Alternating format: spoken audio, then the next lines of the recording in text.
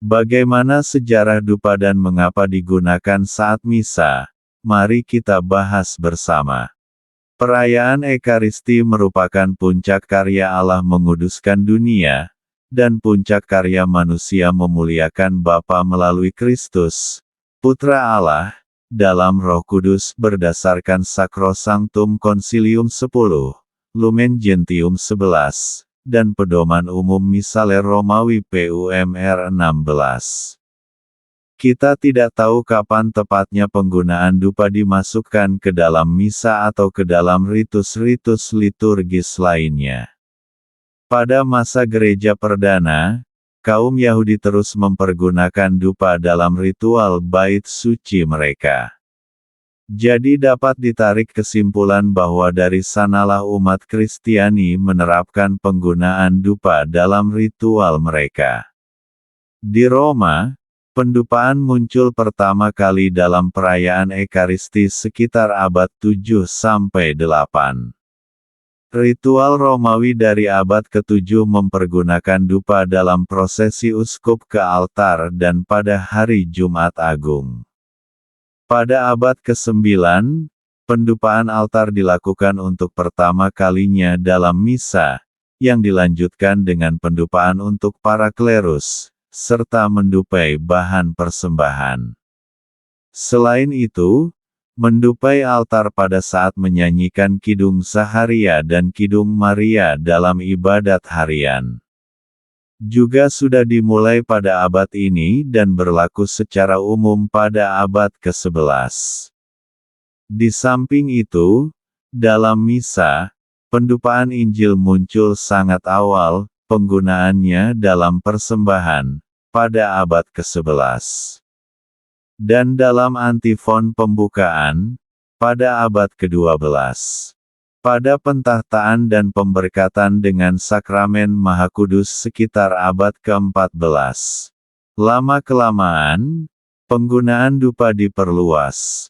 Unsur dupa dalam liturgi Romawi sebelum Konsili Vatikan II merupakan hal yang wajib ada dalam misa solemnis yakni misa meriah atau misa agung. Akan tetapi, sekarang ini pendupaan bukan suatu keharusan. Merayakan misa dengan pendupaan menunjukkan kemeriahan misa yang berlangsung dan memperlihatkan tingkatan misa yang dirayakan. Dupa merupakan simbol penghormatan yang diberikan kepada Paus sebagai in persona Christi, dalam pribadi Kristus, dan kepada kitab Injil sebagai simbol Kristus juga. Aturan liturgi dari Vatikan menyebut, pendupaan merupakan ungkapan hormat dan doa sebagaimana dijelaskan dalam Alkitab berdasarkan Mazmur bab 141 ayat 2, dan Wahyu bab 8 ayat 3. Dupa dan aroma lainnya yang dibakar di depan altar pada dasarnya bertujuan untuk membangkitkan jiwa umat beriman agar berdoa dengan hikmat.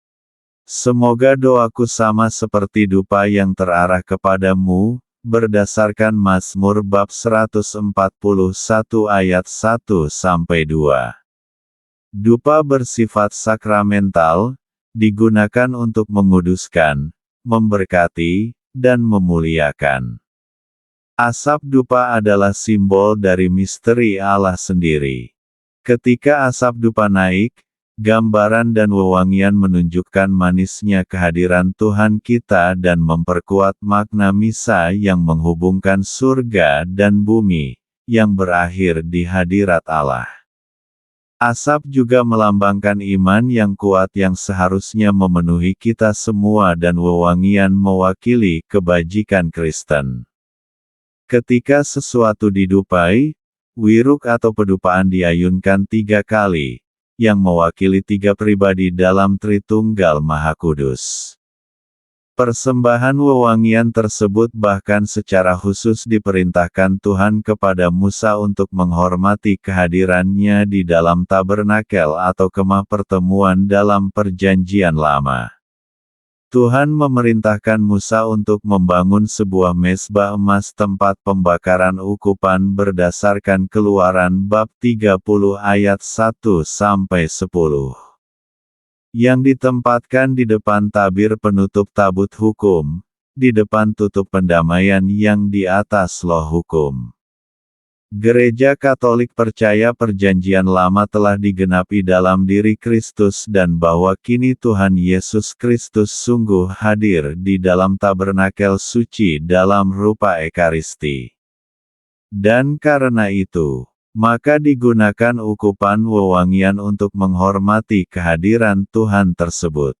Wewangian ini digunakan selain untuk tanda penghormatan, digunakan juga untuk menciptakan suasana penyembahan kepada Tuhan yang hadir dalam perayaan Ekaristi tersebut.